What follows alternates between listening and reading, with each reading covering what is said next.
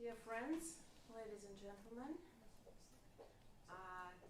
good to see everyone who survived till the end of our conference. We had very fruitful, very intense 3 days of discussions with very diverse approaches, views, ideas. I think it was really successful because I think we enriched each other. It is especially valuable since we're now living in the times of distance and digital communication. Unfortunately, but fortunately, we do have those technologies that our communication doesn't interrupt completely. But what I mean, what is extremely important, that we've gathered participants from all continents. And taken that, it was very different time zones. And we had very courageous speakers and moderators who participated notwithstanding their time zone. It could be 2 or 3 o'clock at night. It could be 5:30 in the morning. Nevertheless, everybody was really committed and everybody was awake and able to come up with really interesting points. We've managed to gather all those recommendations pronounced by our experts over those 3 days. I will talk a bit more about them at the end of this closing session. But now we are proceeding with their discussion and with the progress reports from our colleague, Ms. Wang, and then we will have another few closing remarks, and then I will give you an overview of what we discussed over those fruitful 3 days and what types of decisions or solutions we came up with. So without further ado, Ms. Wang, please, the floor is yours. Dear Dr. Victoria, Panova, ladies and gentlemen, good morning, good day, good evening. First of all, I would like to thank the organizer for inviting me to present progress report on implementation of APEC education strategy here at the closing ceremony. I would also like to congratulate Russian Federation, in particular the Far Eastern Federal University, for the success, obviously great success of this conference. And also I would like to extend a sincere appreciation for their contribution to higher education cooperation in APEC region through holding APEC conference on education cooperation in higher education for 10 years continuously, and for the resulting contribution to education development and human development in the APEC region. I'm going to share my slides and I hope you can see it. Give me a second.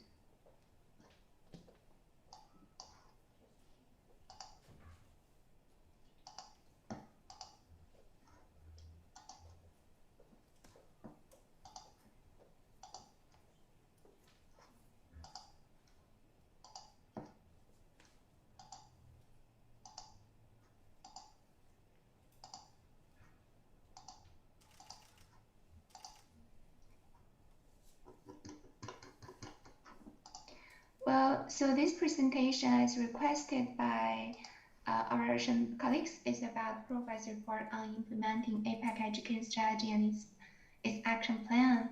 If I can recall, this strategy pretty well known to many APEC colleagues, especially they work in the education sector, has been endorsed in 2016 by the APEC education ministers meeting, and also endorsed by APEC leaders through the declaration. And these are the this has been written into the joint ministerial statements, and says the APEC education strategy serve as a framework to guide future projects and collaborative initiatives for the benefit of the region. So the APEC education strategy has actually created a vision for education development up to 2030, contains 3 objectives for education development and 9 priority actions. So the vision is by 2030, APEC will have a strong, cohesive education community characterized by inclusive and quality education that supports sustainable economic growth, social well-being, and employability of men and women in APEC economies, and with 3 pillars or objectives: enhancing and aligning competencies to the needs of individuals, societies, and industries, accelerating innovation, and increasing employability. And then as a follow-up, we have developed an action plan. Likewise, there are also 3 pillars, but the action plan contains 9 targets aligned with 9 priority actions, and then elaborated 30 indicators for implementation of the strategy. So I'm going to share with you is, by reviewing the projects since 2016 up to 2021, that's the period between the endorsement of the strategy up to now, the implementation of the APEC-badged education projects, including APEC-funded projects and self-funded projects led by APEC member economies. If you know, the rule of the APEC is for getting the approval for implementing any APEC-funded projects, one economy needs to get 6 co-sponsor economies. And then for self-funded projects, they also need, it should be based on the consensus of all the APEC members. So according to the database of the APEC official website, so far there are 84 APEC education-related projects. As you can see, the number, the fluctuation in 2016, 10, and in 2018, 10 other years, there are less of them. And also, Korea has won the championship with the largest number of 10, followed by Russia. Perhaps you know why. It's because each year this conference is also endorsed as a project. And then China, Chinese Taipei, Australia, then all the other economies have the similar number of the projects. And the total cost, according to our initial calculation, is not large in comparison to the impact that it has created. For example, I believe our Russian colleagues has invested much more than noted in the project database. It's over 4.69 million, including this is the number of APEC funded over 2 million and self-funded over to more than 2.5 million. Again, Korea has invested the largest number of resources for APEC projects, followed by Chinese Taipei, and then Australia. And then, as you can see, in 2008, the investment has reached into the peak. And well, we can perhaps understand the decrease is to a great extent due to the outbreak of COVID-19. Then if we look at the areas, and then, well, this is also an initial analysis because this report, the draft report now is in the process of circulation. So according to the initial analysis, the 50% of the projects focus on cross-border and higher education. Of course, obviously that's the most popular area, and then followed by education reform and innovation. I'm sorry, first is digital skills and learning, and then the cross-border and higher education, and then education reform and innovation, and then STEM education is also a very popular area. As you can see, there are also the projects relating to entrepreneurship, career planning, skills recognition, mobility, research integrity, develop future education, economic and education economic development, language education, online education, education data collection, etc. So if we look into the more details of this, more detailed analysis of these projects, according to the 3 pillars and 9 project actions, well, we can see under the first pillar, enhancing and aligning competences, there are 3 project actions: enhancing quality assurance systems, qualification frameworks, and skills recognition, promoting cross-border education, academic mobility, and individual pathways within the cross-education levels, and advancing modernization education systems. Obviously, among these, the highlights of the APEC batch projects are quality assurance on online education, academic mobility, mutual recognition, skills and job qualifications, people-to-people connectivity, and modernization education systems. Well, furthermore, if we look I'm into sorry, the could 3 you proceed with the slides? You don't click on them, so we only see their first one, if you could. Oh my God. So can you see now? It's still the same one. Yeah, now, How about yes. now? Yeah, good, thank you. Yeah, let me go quickly. This is the cover, and then leaders declaration, education ministers meeting, and the action plan. This is the education projects numbers, and then the investment expenditure, and then this is the areas, and then this is the first the first pillar, and there are highlights.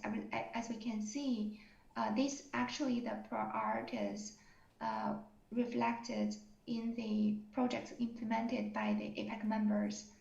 The quality assurance, online education, academic mobility, mutual recognition, skills and job qualification, people-to-people connectivity, modernization education systems. And then if we look into the projects, we'll see under the enhanced quality assurance systems, qualification frameworks, and skills recognition, there are 3 projects implemented respectively by Australia, Japan, and China. And then on the promote cross-border education, academic mobility, individual pathways within the cross-education levels. When Australia, of course, this conference definitely and substantially contributes to this pillar, but we leave it to the last part because this conference is quite comprehensive. That contribute not only to these single priority actions, but also other priority actions. That's why we haven't included here. And then advanced modernization of education systems. There are 5 projects by Australia, China, and the United States. Well, I should explain we should add 1 more on all of them. That's Russia by this conference, because the conference contributes to all these 3 areas, but I think it would perhaps would be confusing if we add APEC conference on cooperation in higher education under each priority action. Although it indeed contribute to each priority action. And then for accelerating innovation, there are again 3 priority areas: improving the use of educational and technological capabilities in teaching and learning processes, promoting science, technology, innovation in education and pedagogical practices, and promoting government, industry, and academia collaboration for research and development and innovation. And highlights of the APEC batch projects implemented by member economies. First, STEM education, mathematics and informatics, digital skills acquisition through innovative use of ICT, and then education innovation and use of ICT. And under the first one, there are 4 projects by China, Korea, and also Korea. These are all by Korea. And this is also consistent with their investment, the amount of their investment. And then under promote science, technology, innovation, education, and pedagogical practices, there are 9 projects. As you can see, this is definitely the most popular topic among APEC member economies. Like there is one focused on the math and math curriculum, later expanded to statistical and computational thinking. And then Peru, Chinese Taipei, this is Singapore and Russia and Chile, Japan, Thailand, and Japan, Malaysia, and Thailand, and USA. Well, under the promote government, industry, academia collaboration for research, development, and innovation, so far we haven't seen any project exclusively or substantially focusing on this pillar. And obviously, this is an area that needs to be reinforced. Then under increasing employability, there are also 3 pillars, 3 priority areas: promoting collaboration between government, higher education, developed institutions, business, and education training stakeholders, developing 21st century competencies for work and entrepreneurship, and smoothing the transition from education to work. So the highlights of APEC batch projects implemented by APEC member economies: first, entrepreneurship, demand and supply of skills in the labor markets, and career planning and digital skills development of sport talents. As you can see, under the first priority areas, there are 4 projects, 3 by Chinese Taipei, mostly focusing on the sport education, and then digital workforce development by United States, and then developing 21st century competencies for work and entrepreneurship. There is 1 by Chinese Taipei and 1 by Korea, and then smooth the transition from education to work, and 2 by Vietnam and 1 by China. Well, this initial analysis or categorization of the projects aligned with all these priority areas are based on the 30 indicators in the action plan, actually. As I said, I believe that APEC Conference on Cooperation in Higher Education has contributed to all the 9 priority actions. And so we listed here as the cross-cutting projects and EDNET-related business. First is this APEC Conference on Cooperation in Higher Education, Asia-Pacific region, APEC CCHE. And so we believe that its contribution is not limited to higher education cooperation, but also to other pillars and priority areas specified in APEC education strategy. And then APEC OECD Education Data Workshop hosted by Australia, and then workshop on APEC report on education economic development co-hosted by China and Thailand, and policy dialogue on education economic development co-hosted by China, Papua New Guinea, and APEC Education Strategy Network project proposed by China. So you may wonder why there is project and the workshop. Obviously, some workshop is part of the initiative such as APEC Education Strategy. That's because according to the rule of the APEC, all the conferences and all the workshops has to be proposed and endorsed by APEC members before getting implemented. And there is also this report focusing on education response to COVID-19.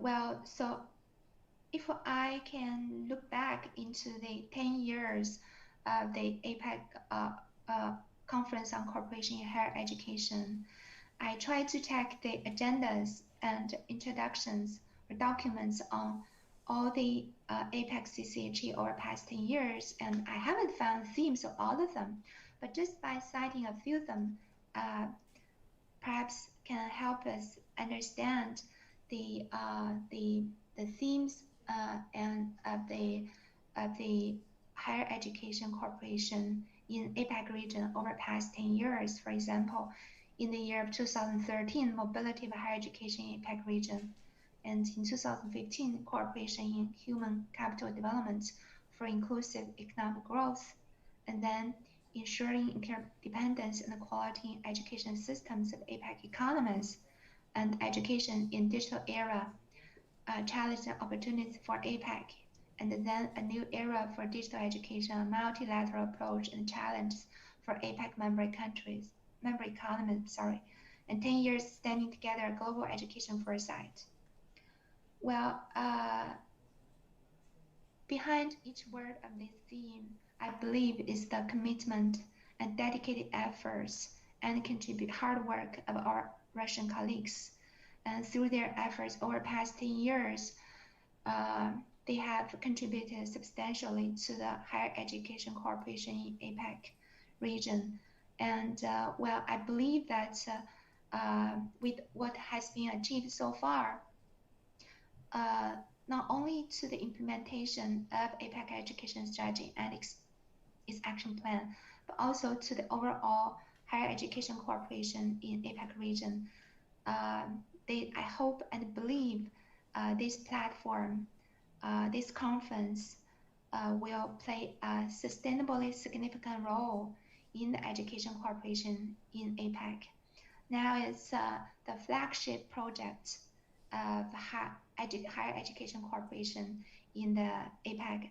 I hope that by working together and joining our efforts and resources in the future, this platform will play an even larger role in our future education work of APEC. For example, I have attended a thematic session focusing on the collaboration among APEC, G20, and BRICS. This actually is very inspiring, and I do hope that through our joint efforts, we can realize the cooperation among APEC, G20, and BRICS in collaboration with Russia and also other member economies, so that what we have been doing and where we're doing now can be extended beyond the scope of APEC, and informing the policymaking and education practices and education reforms in other parts of the world. And also, I believe that the discussions and particularly insights and perspectives shared at this conference will be inspiring and also informative for us to improve the progress report on implementing APEC education strategy. And what we're going to do for next step. The first is now this progress report is being circulated among the APEC members, and we hope that to have your comments and inputs on this progress report, especially in terms of how to better implement the APEC education strategy towards our shared goal of inclusive and quality education for all. And then the second step is we're going to have another EDNET meeting in mid-October, on October 14th, when we are going to discuss this progress report. And now it has been suggested by several economists to set up a task force or steering committee to lead implementation of the APEC education strategy. And you're welcome to join that discussion. And so given the contribution of our Russian colleagues, particularly if I can recall in 2016, just at this APEC conference on cooperation in higher education, there was a special session on APEC education strategy where we have collected the comments and the inputs from the participants from APEC member economies. So that has helped improve the content of the strategy substantially. And later next year in 2017, another special session has been held as part of the APEC conference on cooperation in higher education. And again, similarly, the comments and the inputs, insights and perspectives from the participants have been collected to help improve and finalize the action plan of APEC education strategy.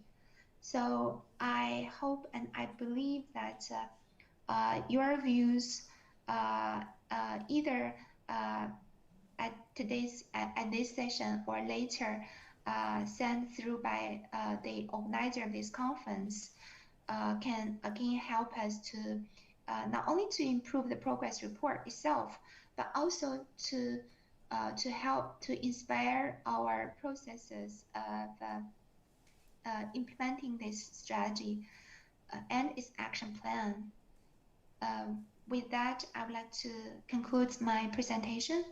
And again, I would like to express my sincere appreciation to the organizer for organizing this wonderful event. And I look forward to continue to working together with you. Thank you. Thank you so much, Dr. Wang. Really interesting presentation you've made, and I think all of the participants are really keen to join in with what you've suggested, with the discussions to be held mid-October. And if there is any help or any interest, I'm sure there is interest from FEFU for sure to be part of this process, but I'm also sure that we are able and ready to consolidate our fellow colleagues from our academic partner institutions, both in Russia and abroad, in order to offer the most comprehensive overview of this discussion and to be part of this, as you said, steering committee probably, if this is needed. This is true that FAFU and this particular conference have been part of the APEC humanitarian and educational agenda already for a decade, and we offered all together because we work as a team. That's not an individual contribution, and we're very happy, and Dr. Wang, that you were also part of this project for the last years always. And altogether, we provided expertise for APEC report on education economic development, gave analytical support for APEC activities in basic report on the current state of education in Russia as well, and action plan for APEC education strategy, etc., etc. But now, allow me just also to give a flavor of how much interest and attention our conference got. I'd like to now announce there is a video address from Her Excellency Armida Salsia Al-Shahbana, who is Executive Secretary of UN Economic and Social Commission for Asia and the Pacific, and she wanted to address the participants of the conference, and because she finds our efforts most welcoming and most needed in current conditions. Please have attention to the screen, ladies and gentlemen.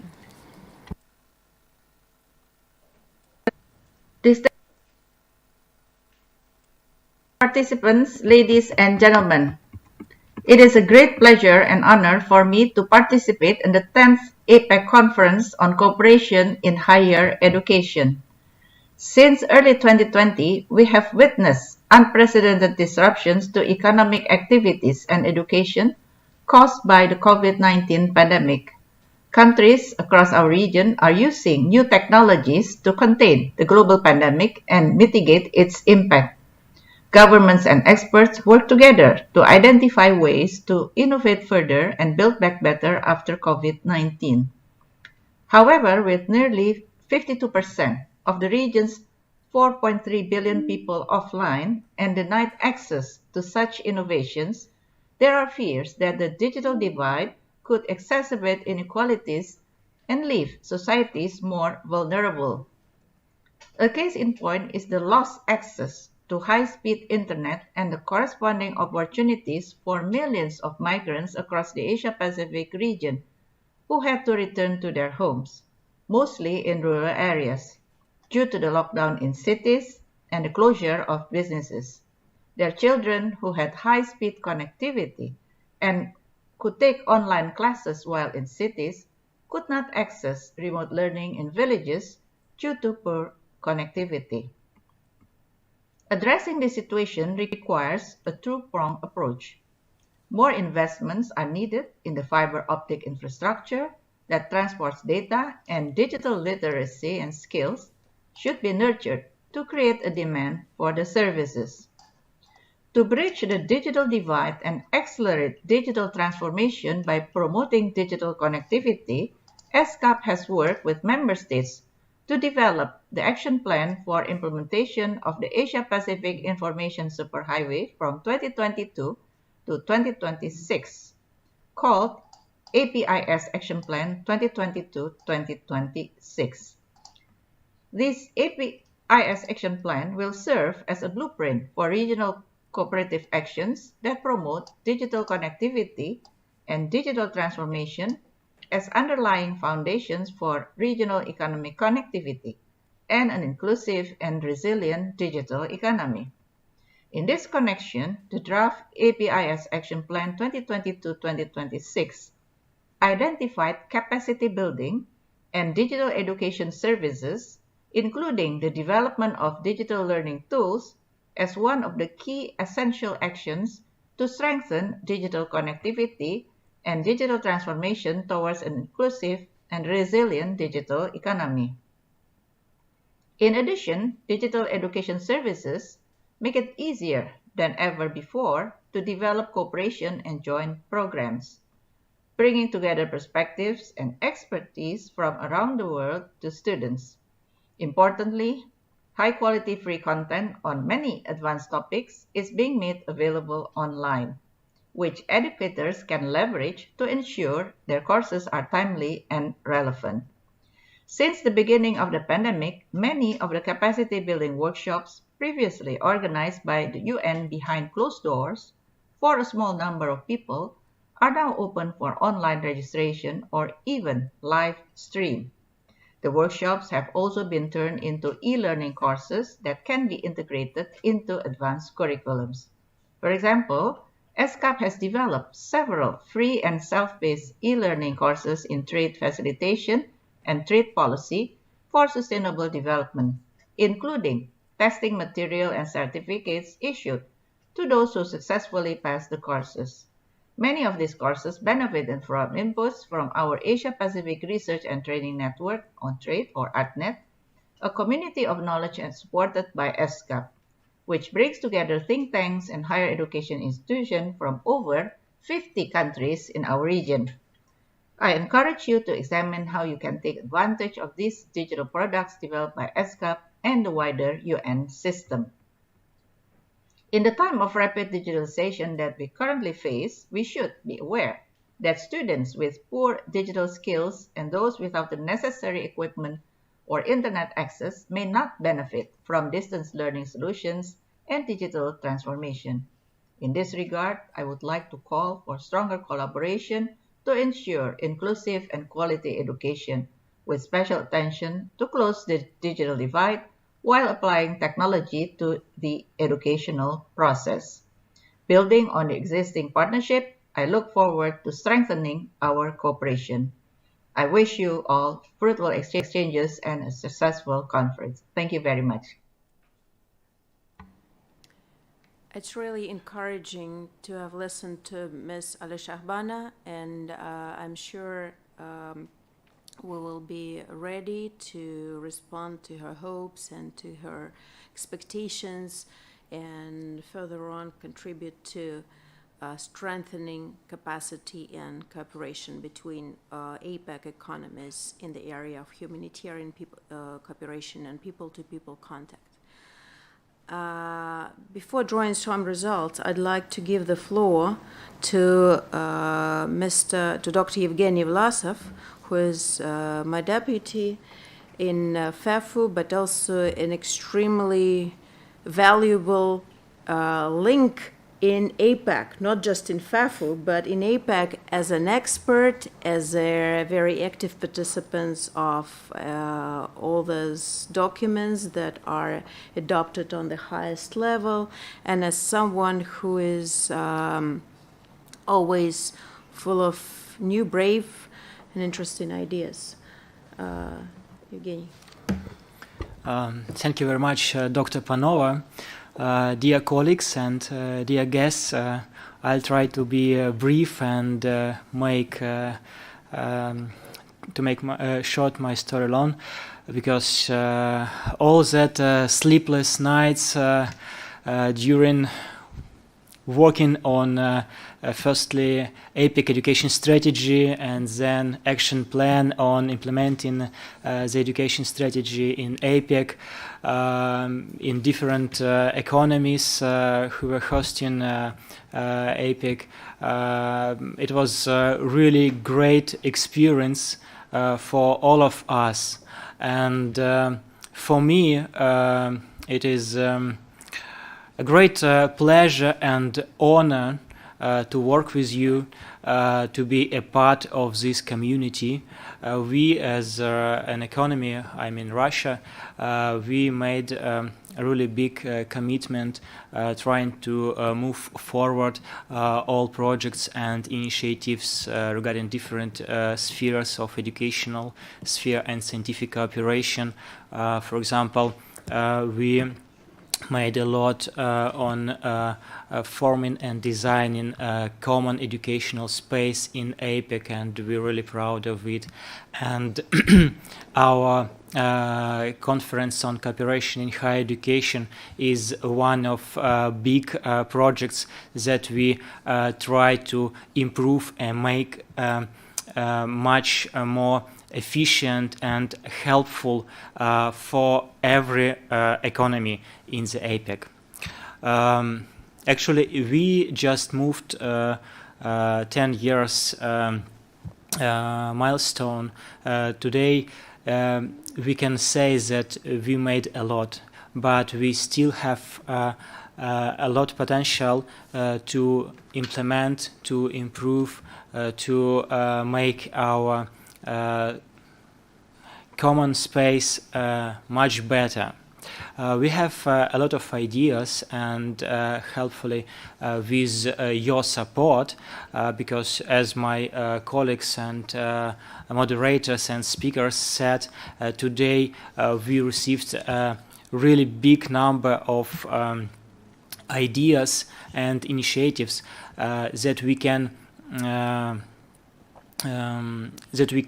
implement in the future, and we'll try to summarize, analyze it, and design it in the one joint official document that we can share with you. And what I am really excited about is that all we started to do, as Dr. Wang said, it was quite a long way for 10 years. And what we started 10 years ago, I really appreciate, and I really, excited when I experience how economies implement all our ideas and projects in their educational spheres, in scientific spheres, and trying to design their own economies, policies in these spheres. It is very important. And what our team here in Faisal Federal University did, that we designed a vision for 2030 for APEC, and we'll perform and present it in the nearest future for all our participants. So one more time, I want to express my deepest appreciation for all participants, experts, speakers, and moderators of the conference who made a really big commitment to all what we did. And I hope that our cooperation in future will be really helpful. Stay safe, dear colleagues. Thank you so much for your well wishes. Allow me now to offer a final conclusive set of recommendations and remind a bit of what we've had over those intensive 3 days. So we've managed to have debates across 3 tracks, reaching for new partnerships, which explored possibilities and prospects for more intensive, for stronger cooperation interaction between APEC and other international entities and mechanisms such as Great Eurasian Partnership, or Africa, or BRICS, or the G20. So thus APEC getting global and reaching out to the other continents, to the other entities, and offering momentum for joint activities and joint mechanism in this outreach. Track 2 was dedicated to the most promising and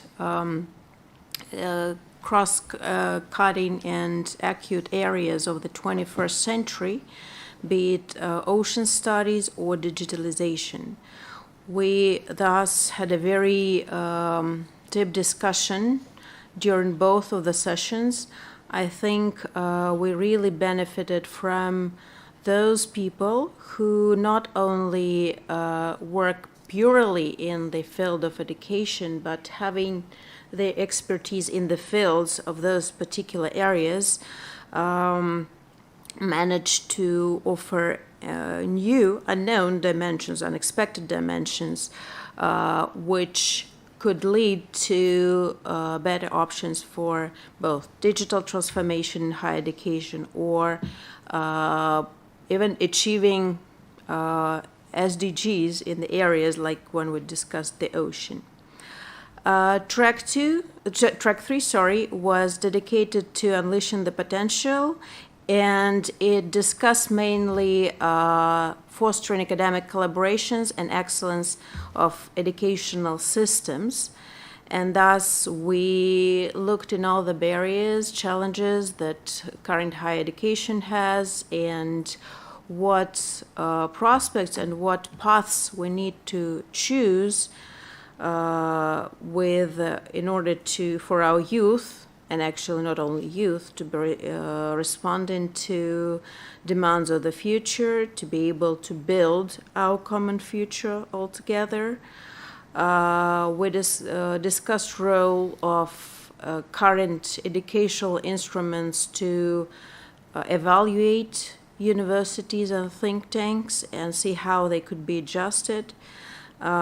Discussed approaches to improving the image of regional educational networks, but also particular areas of student mobility, change of methodology of teaching, etc., etc.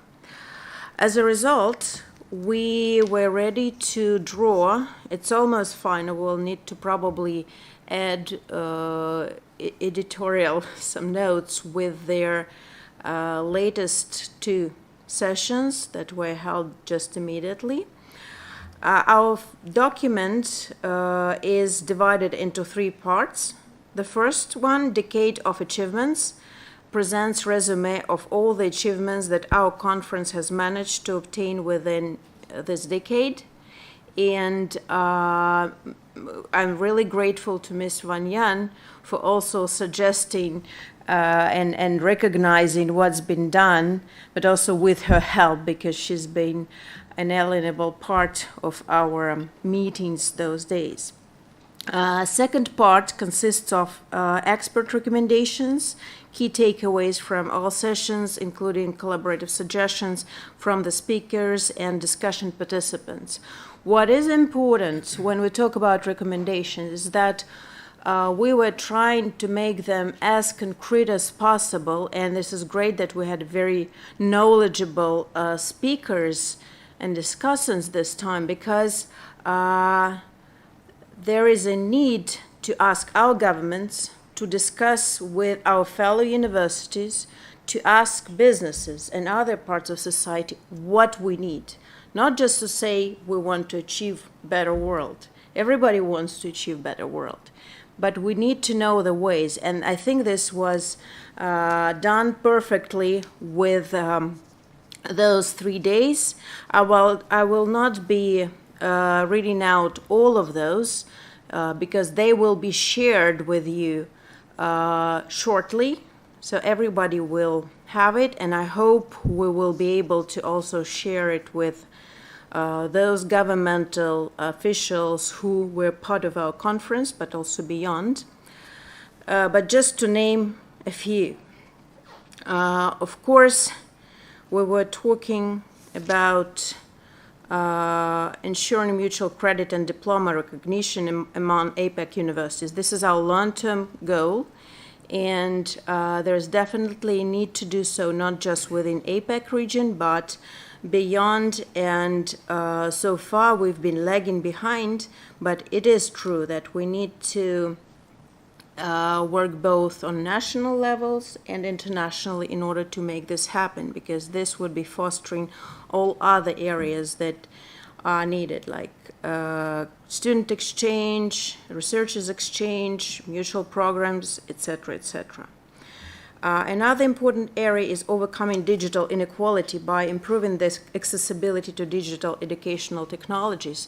And this is where we ask and we call on our governments and businesses to offer ways and suggest probably public-private partnerships in order to make this wishful thinking for now, because we still have a very different, across all the regions, across different countries, access of those territories of different people from different layers of society to such technologies. And in the times of pandemic, this became of utmost importance. It could have been lagged earlier, but now there is no more way for us to wait.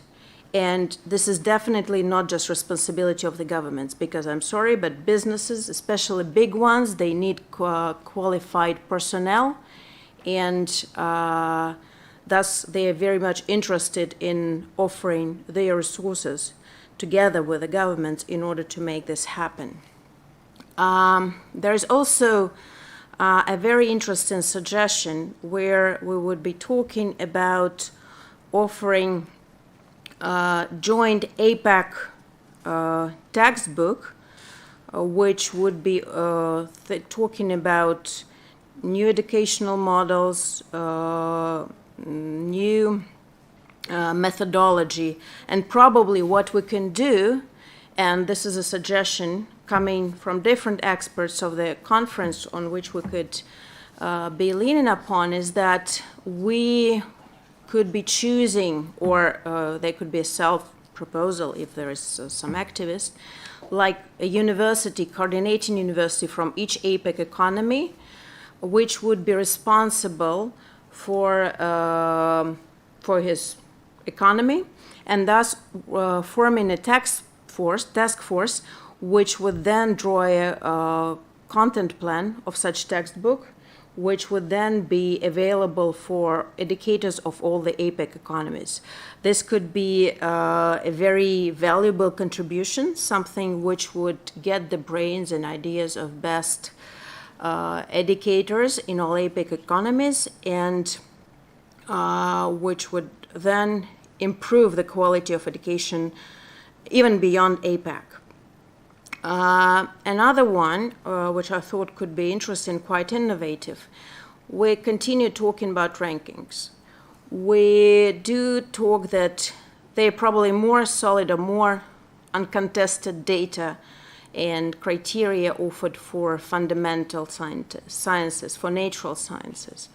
But there are still many debates and many unknowns when we talk about social sciences, humanitarian sciences.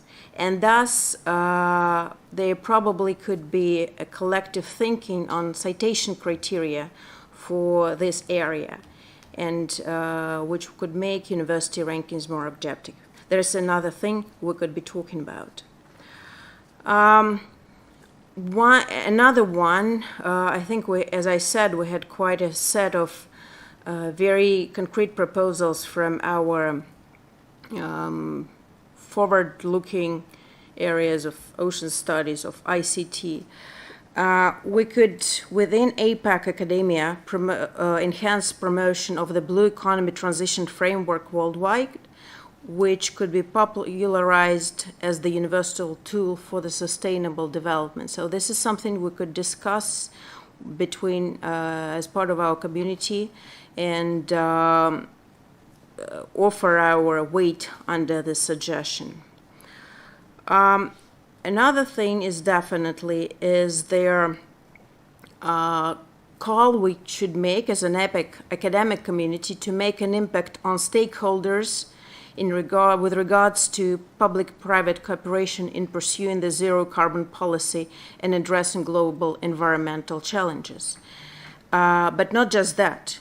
The same situation could be made with regards to pandemics or other challenges that our world is looking into.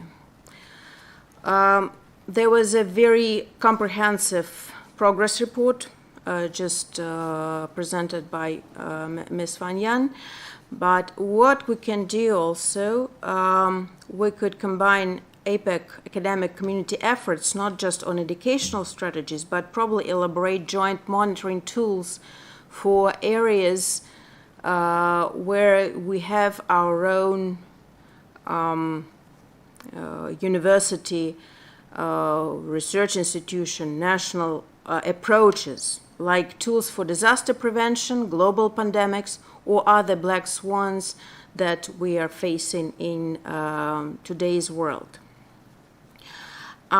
It's definitely vital to encourage scientific groups from APEC, BRICS, G20, Eurasian Economic Union, African Union, to name but a few, but there should be more, to get involved in cross-border collaborations and cross-cutting and cross-subject collaborations in higher education as a cornerstone for communication between our peoples.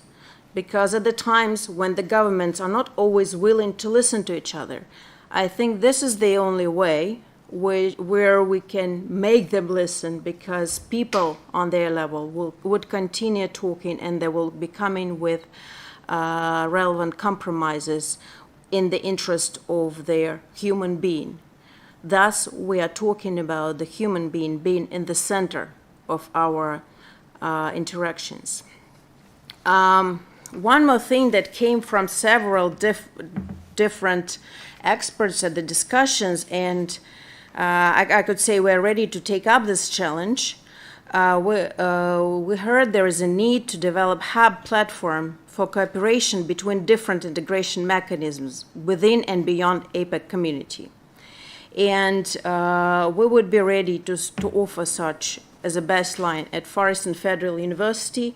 We will launch some of those areas where all APEC experts, all APEC academics would be able to find each other, would in accordance with their theme of interest, would be able to popularize their joint work, would be able to popularize their achievements worldwide, and probably get support from other countries. So this is one of the outcomes, and we would be ready to take it as a responsibility and offer this for further recognition. There is also a suggestion to promote and implement digital assessment model in order to simplify the regulative processes in higher education realm, to name but a few. There are many more. I tried, to make them short, even though I seem to be talking forever, but I hope those calls on ourselves for action, on governments, on businesses would be heard, and they would definitely make a change for us in today's world. Third part, however, this was the second part of the document, suggests the vision for 2030. That is where our conferences is going as a tool of more closer cooperation between APEC and closer contacts between APEC people in the area of education and science.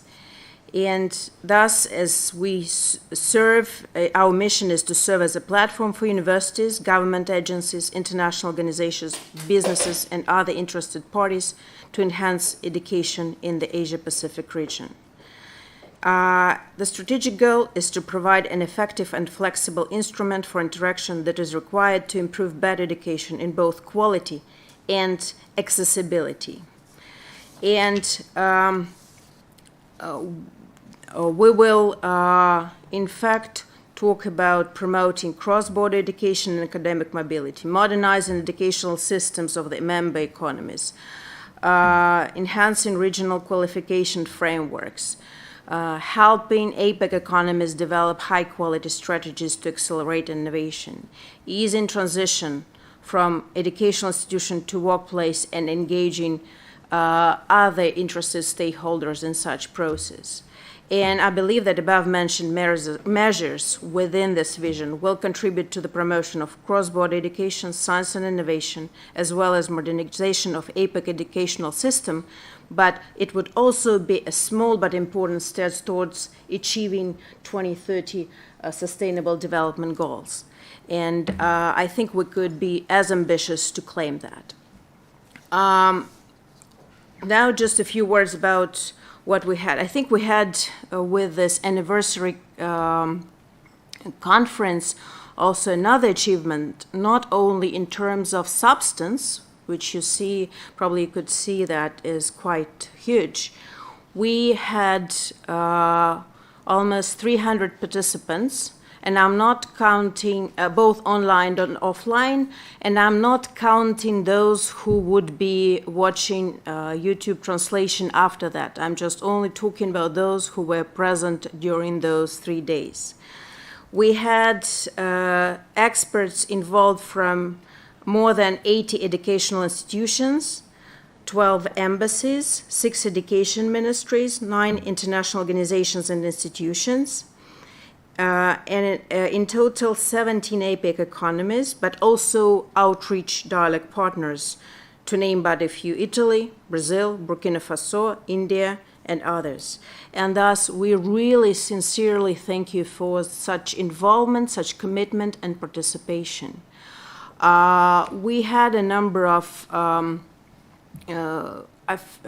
very prominent experts, like, for example, now next to me we have one of the most prominent educational experts in Russia, Ms. Vera Skorobogatova, who also contributed greatly to our deliberations.